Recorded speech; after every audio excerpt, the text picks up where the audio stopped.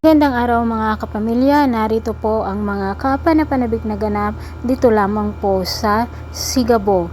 Pumunta na naman ang mga social media o reporter dito sa ospital upang hingin ang panayam ng kinakasama ng ama ni Gabo na si Rudy kung ano ang kanyang masasabi dahil dito sa pagkabaril ng kanyang kinakasama.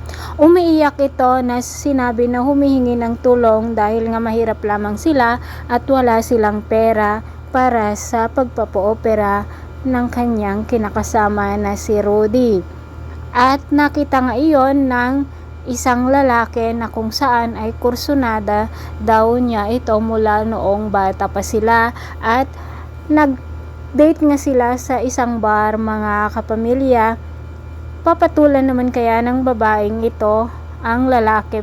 Mukha naman big time ang lalaking ito mga kapamilya. Napanood naman ng mga magulang ni Sam ang video ni Tekla ng babae na ito na madrasta ni Gabo kung kaya't nagalit na naman sila at sinabi pa na pinagpeperahan lang nila ang pagkabaril nitong si Rudy mga kapamilya. Samantala dito na mga kapamilya kung saan ay huhuliin na nga nina Gabo at Sam itong si alias Tigre o si Oliver Sapra at nag-uunahan nga sila.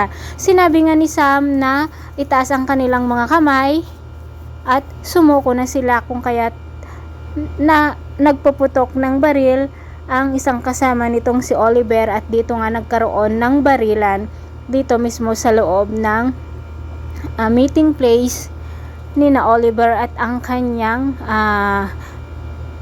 lalaking big time din na sa kanilang pagkikita mga kapamilya. Nagunahan nga ang grupo ni na Sam at Gabo dito sa paghuli kay Oliver Sapra kasama na rin ang kanyang mga tauhan. Gustong tumakas ni na Oliver ngunit sinusundan sila ni na Gabo kasama ang kanyang mga kasamahan at dito nga habang nagpapatakbo sila ng sasakyan, nakamotor naman si Gabo na sumusunod o humahabol dito sa sasakyan ni alias Tigre. Mga kapamilya, sino sa palagay ninyo ang makakahuli dito kay Oliver Sapra? Si Sam nga ba o si Gabo?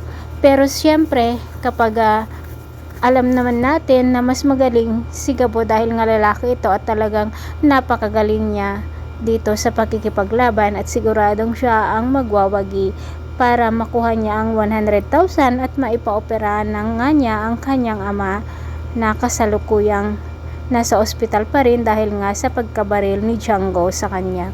Mga kapamilya, maraming salamat sa walang sawang pagsubaybay. God bless.